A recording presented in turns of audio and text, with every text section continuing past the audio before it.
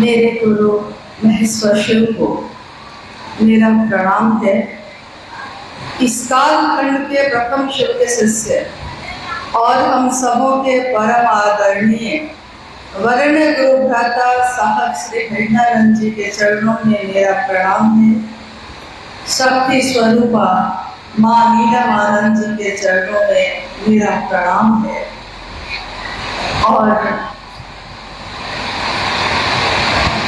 इस हॉल में उपस्थित बेगूसराय और खगड़िया जिला के आप सभी गुरु भाई गुरु बहन के चरणों में मेरा प्रणाम है। एक शिव शिष्य होने के नाते ये मेरा परम सौभाग्य है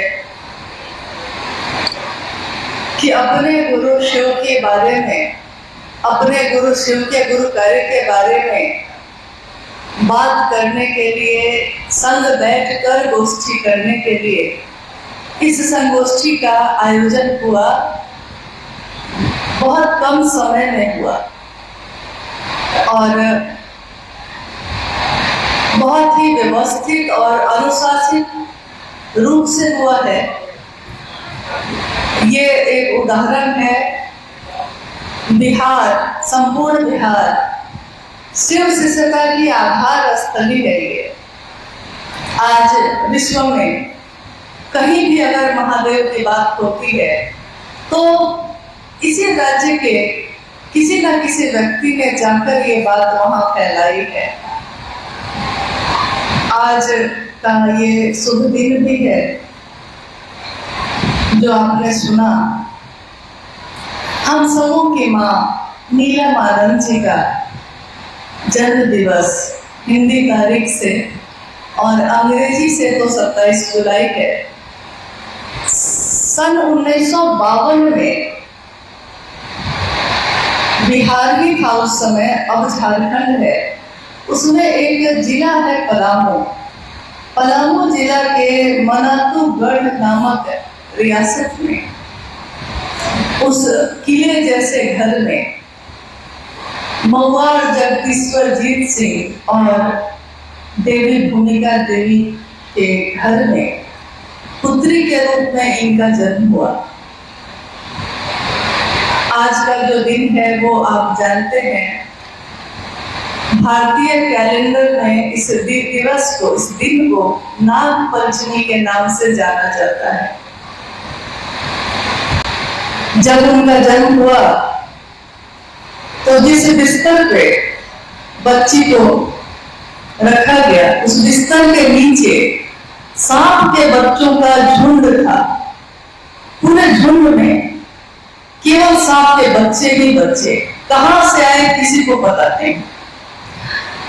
चूंकि घर के हर चप्पे चप्पे पे बंदूक राइफल रखी रहती थी तो लोगों ने कहा दीदी के पिताजी को, मवार साहब को, कि बंदूक लाइए, बंदूक लाइए, क्योंकि बहुत सारे सांप के बच्चे हैं।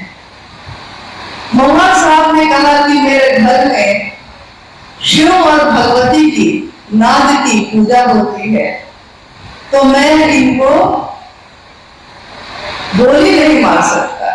तो उन्होंने कुछ लोगों को बुलवाया और सुरक्षित उन बच्चों के जो झुंड थे उनको जंगल में छुड़वा दिया। मनातूगढ़ के उस घर के चारों तरफ जंगल ही जंगल था। भविष्य में आने वाले समय में इस जगत के लोगों ने, दुनिया के लोगों ने देखा कि जिसका जन्म उस दिन हुआ था वो आज लोगों के दिलों में धड़क रही है। जंगल में जन्म लेने वाली उस बच्चे का भविष्य कोई नहीं जानता था उसमें। साहब के जीवन को भी हम देखते हैं। किसने जाना था कि दीपावली की उस दिन जन्म लेने वाले एक बालक का भविष्य क्या होगा, क्योंकि उनके पिता भी तो उनको कुछ और बनाना चाहते थे। जैसे हम भी माँ बाप हैं, हम अपने बच्चों को ऊंचाई देना चाहते हैं, कुछ न कुछ अपने से बड़े जगह पे उसको देखना चाहते हैं। साहब के पिता भी एजुकेशन डायरेक्टर थे शिक्षा का माहौल था। वो चाहते थे कि मेरा बेटा, बड़ा बेटा इतना अच्छा बने, इतनी ऊंचाई पे जाए कि उससे छोटे बच्चे उसका अनुकरण करें। ज्यादातर घरों में यही मान्यता भी है कि जो बड़ा करेगा वही देखकर छोटा भी ये सारे काम करने लगेगा। अक्सर साहब की माँ उनको समझाती रहती और कुछ घटनाएं उनके जीवन में होती चली गई। आओ चले सेवकी और जो पुस्तक जब साहब ने लिखी, उस पुस्तक में उन्होंने अपने जीवन की, अपने दिल की जो भी महत्वपूर्ण बातें थी सब लिखी और उन्होंने कहा कि एक दिन जब मैं शरीर में नहीं रहूंगा, लोग मेरी बातों पे चलेंगे। ये पुस्तक उनको प्रकाश दिखाएगा ताकि उनको कोई गुमराह नहीं कर सके, कोई उनको भटका नहीं सके। कुछ लोगों ने उस समय कहा साहब से कि आपने किताब में इतनी बातें लिख दी, पता नहीं लोग उसका क्या क्या मतलब निकालेंगे, क्योंकि हर व्यक्ति अपने अनुसार मतलब निकालता है।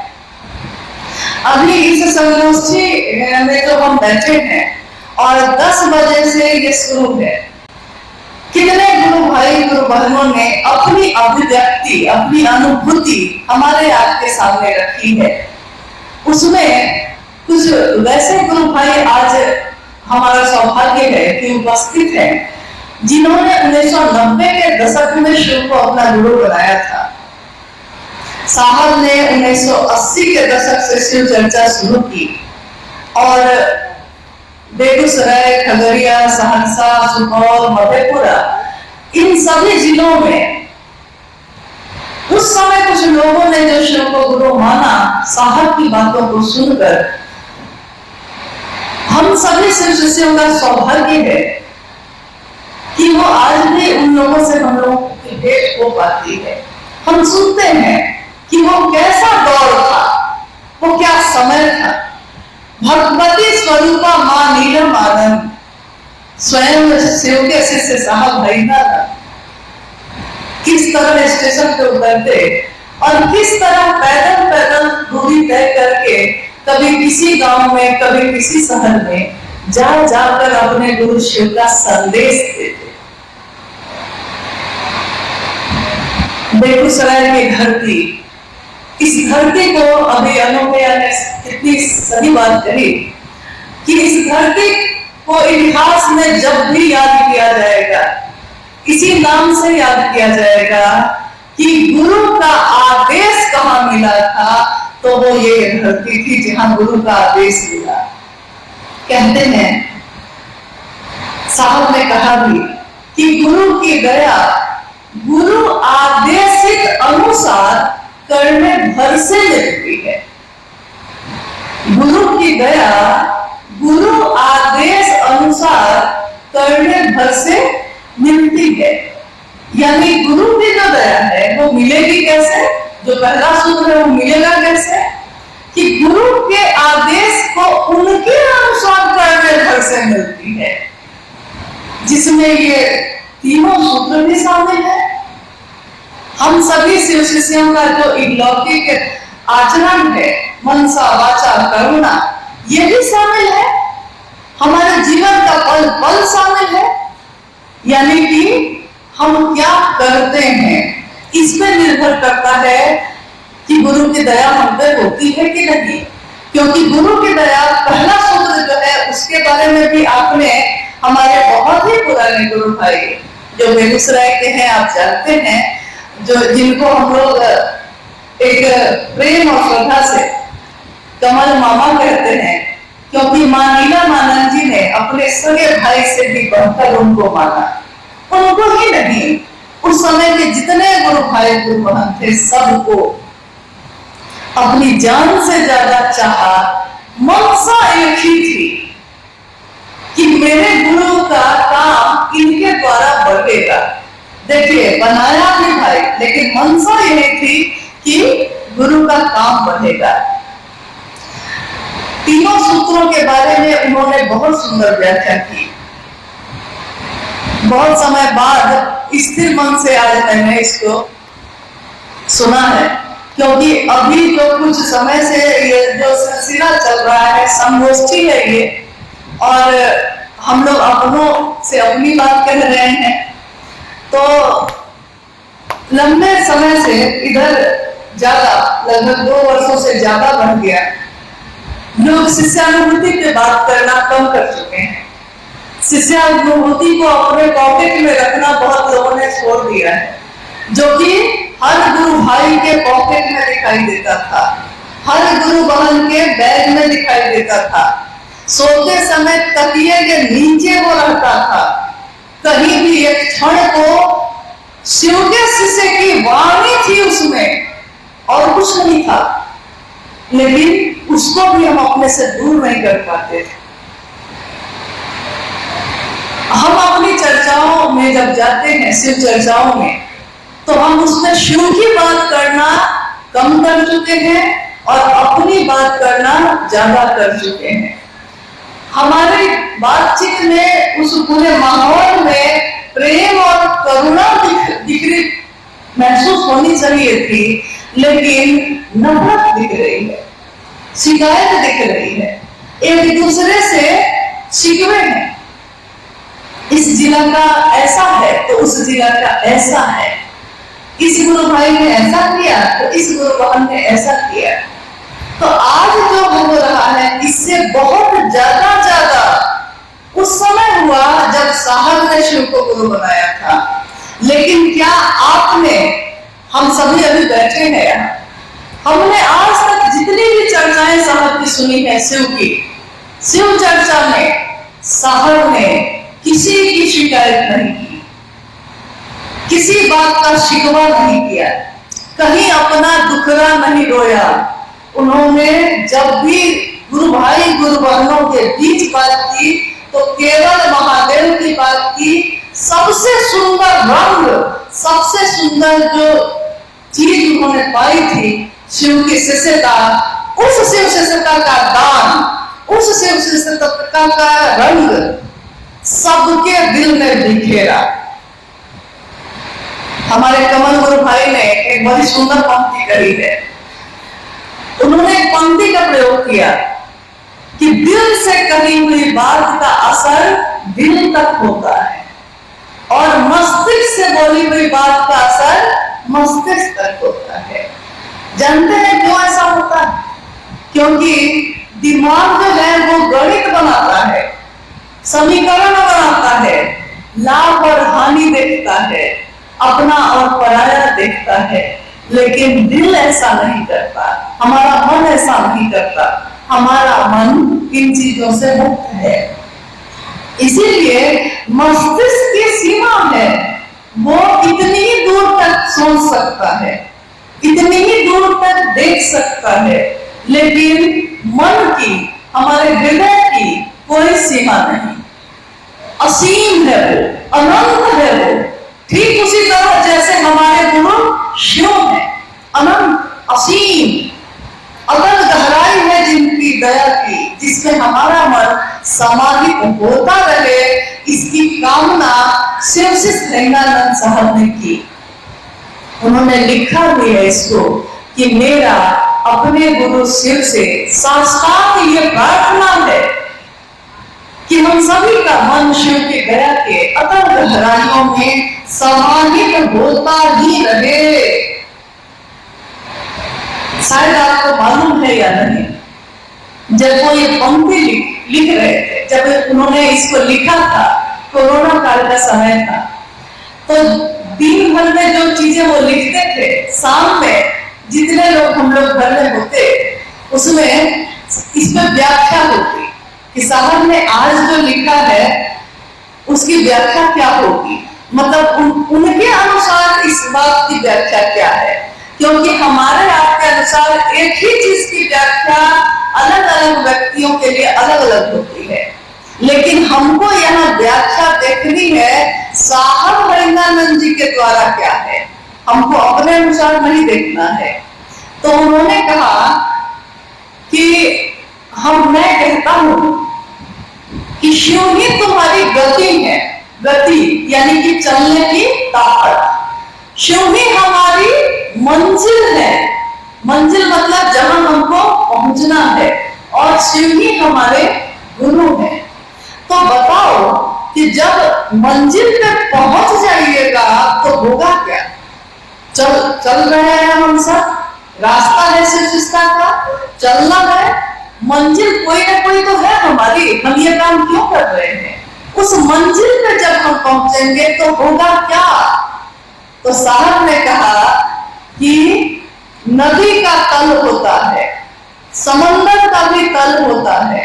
तल मतलब जमीन, छोटी छोटी नदी में जमीन ऊपर से ही दिखाई देती है, गहरी नदी में ऊपर से नहीं दिखाई देती, लेकिन कुछ फुट नीचे है। गंगा नदी में उससे भी गहरी होती है, और समंदर में अथाह है, लेकिन तब भी उस अथाह जल में भी तल है। साहब हरिंद्रानंद जी कहते हैं शिव की दया की अतल जिसमें कोई तल नहीं है, गहराई इतनी है कि उसमें हमारा मन समाहित होता ही रहता है, डूबता ही रहता है, क्योंकि प्रेम डूबने की विधा है। कि जिससे भी हम प्रेम करते हैं, हमारा अपने बेटे से प्रेम करते हैं, तो मेरा मन उसके लिए कुछ भी कर ले, लेकिन संतुष्ट नहीं होता, हम और करना चाहते हैं, हम और देना चाहते हैं, क्योंकि प्रेम देना चाहता है और संतुष्ट नहीं होता वो। तो साहब ने अनगिनत बातें कही, घंटों सुबह से रात बीत जाती और उनकी बात खत्म नहीं होती।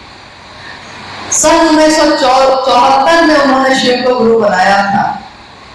सन 1986 में गुरु का आदेश आया, बेगूसराय की धरती है, और उस घटना को आप सब जानते होंगे। शिव शिष्यता की पृष्ठभूमि उसमें यह घटना शामिल है कि किस तरह साहब मधेपुरा से बेगूसराय आए, और बेगूसराय में उस समय एक दंडाधिकारी थे जिनको हम लोग कहते थे रोहतगी अंकल, बहुत बाद तक में वो थे ही, साहब के मित्र थे। और साहब जिस कारण से पटना जा रहे थे, रास्ते में वो ठहराव उन्होंने कर लिया बेगूसराय, और बेगूसराय में भी उनके घर पे वो खुद भगवती के उपासक थे। रात गहरी होती चली गई और साहब और रोहतगी जी दोनों आपस में वार्तालाप करते रहे। आधी रात से ज्यादा का समय बीत गया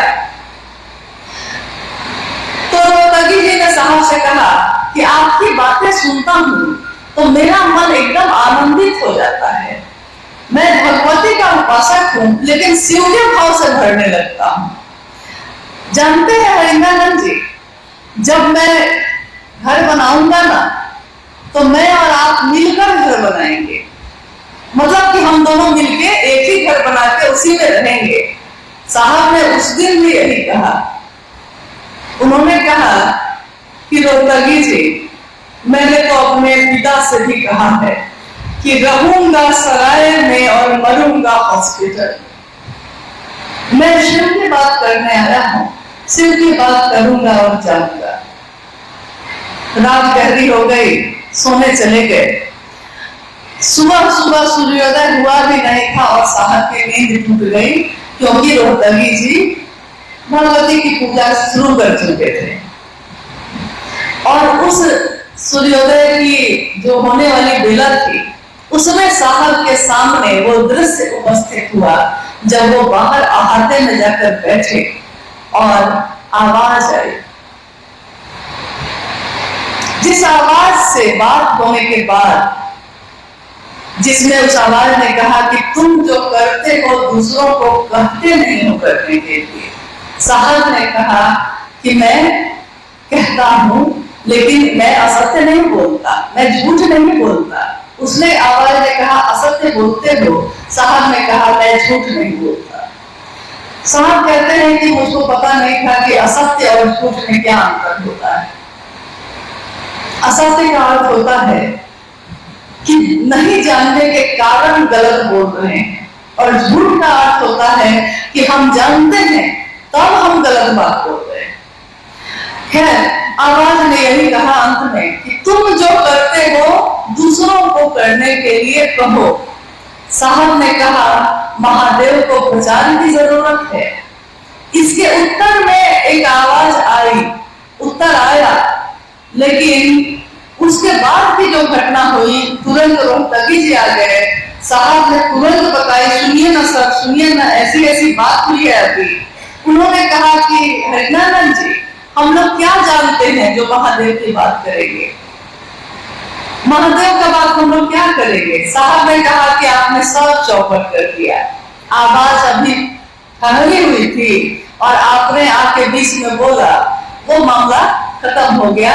वो अंतिम पंक्ति वो भूल गए। बहुत बाद में एक बार उपवन में ही बातचीत चल रही थी, तो इस बात पे कि आखिर वो पंक्ति क्या थी जो आप भूल गए, हम लोग के मन में भी बार बार ये हो रहा था कि शायद वो याद करेंगे तो याद आ जाए उनको।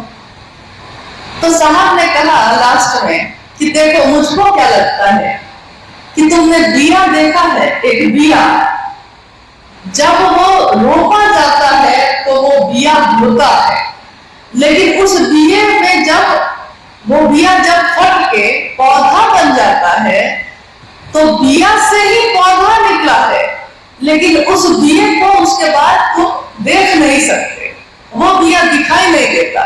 ठीक वैसे ही उस दिन शिव ने, उस आवाज ने जो मुझको कहा था, वो मुझको उस समय दिखा, लेकिन वो तुरंत पौधा बना। ऐसे ही कुछ हुआ मेरे साथ, और मुझको सब समझ में आ गया कि तंत्र क्या है, मंत्र क्या है, यंत्र क्या है, ज्ञान क्या है, अज्ञान क्या है। जैसे मेरे सामने सारी तस्वीर स्पष्ट हो गई।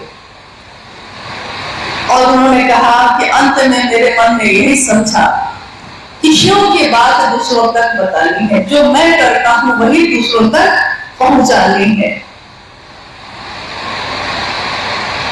एक दौर था, वो भी कितने साल बीत गए। आज बेगूसराय की धरती पे जो आकाशवाणी की घटना हुई 2024 के इस साल में है, हम लोग 28 साल बीत गए। 28 साल में दुनिया कहां से कहां चली गई। कहीं जाके बैठिए तो लगता है जैसे हर आदमी पता नहीं किस दौर में है, किस प्यास में है। ये कैसी दौर है, ये कैसी प्यास है जो बुझती ही नहीं है। दौरा चला जा रहा है, क्या मिलना है, क्या पाना है, उसको भी पता नहीं, और चला जा रहा है। शिव की दया के आश्रय में ही आनंद है, शांति है, लेकिन शिव की दया का आश्रय छोड़कर हम कहां कहां भटक रहे हैं। साहब के उस दौर की बात याद आती जो हमने मां नीलमानंद जी के मुंह से सुना। कैसे वो गढ़ वाली गई, कैसे वो मां तारा के मंदिर गए, कैसे घर घर जाके शिव शिष्टा की बात हुई, कैसे जिस घर में दरवाजा भी नहीं लगा था, दरवाजे और खिड़की पे बोरा का पर्दा लगा हुआ था, और उस भाई ने कहा कि मेरा मन है कि आप मेरे घर में रुकिए, और साहब दीदी उसके घर में रुके। कैसे किसी के घर में सिर्फ पुआल बिछाकर ही उसने रात बिताने को कहा और साहब दीदी ने रात बिता दी। कैसे लोग थे वो, क्या बात थी। लेकिन आज भी जब भी हमारा आपका मन साहब और दीदी को याद करता है तो हम ये तो समझते हैं कि वो दौर अब वापस नहीं आएगा। जो हमने पाया है उनसे, वो समय कभी लौट के नहीं आएगा। दुनिया आगे बढ़ेगी, शिव शिष्यता आगे बढ़ेगी, लोग महादेव का काम करते रहेंगे, लेकिन तब भी हम शिव शिष्यों का दिल ये कहता है जो बीत गया है वो अब दौड़ ना आएगा। वो नहीं आएगा, उससे खूबसूरत चीजें होंगी, और बढ़िया महादेव का काम करने वाले लोग आएंगे, और बढ़िया इस काम को बढ़ाने वाले लोग आएंगे। लेकिन जो बीत गया है वो अब दौड़ ना आएगा। लेकिन इसके साथ एक बात और है कि इस दिल में सिवा तेरे, क्योंकि साहब ने जो दिया है, हम कितने जन्म भी कृतज्ञ होंगे, हम उनका ऋण नहीं उतार सकते। हमारे साहब के लिए है ये कि इस दिल में सिवा तेरे कोई और ना आएगा। घर फूक दिया हमने, अब राख उठानी है, जिंदगी और कुछ नहीं, तेरी मेरी कहानी है। शिव के सिलसिला साहब और दीदी और हम शिव शिष्यों की कहानी है। इस कहानी में दर्द है, इस कहानी में पीड़ा है, और इस कहानी में आनंद है, मस्ती है। हमारे पास कुछ भी नहीं।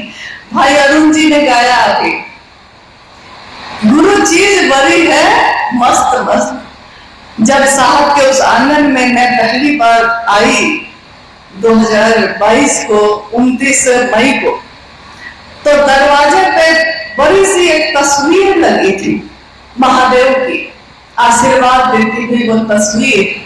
और उस तस्वीर के नीचे साहब ने लिखा था अपने महादेव के लिए, तू चीज बड़ी है मस्त मस्त। दुनिया उसको किसी के लिए सोच सकती है, लेकिन महादेव का चेला महादेव के लिए ये कहता है, प्रेम की तो है वो भी, ईश्वर से हो तब, इंसान से हो तब। प्रेम व्यक्ति को बदल देता है, और ये बदलाव, ये गहराई, ये आंतरिक होती है। बाहर से देखने वाले को कुछ पता नहीं चलता, लेकिन अंदर सब कुछ बदल जाता है।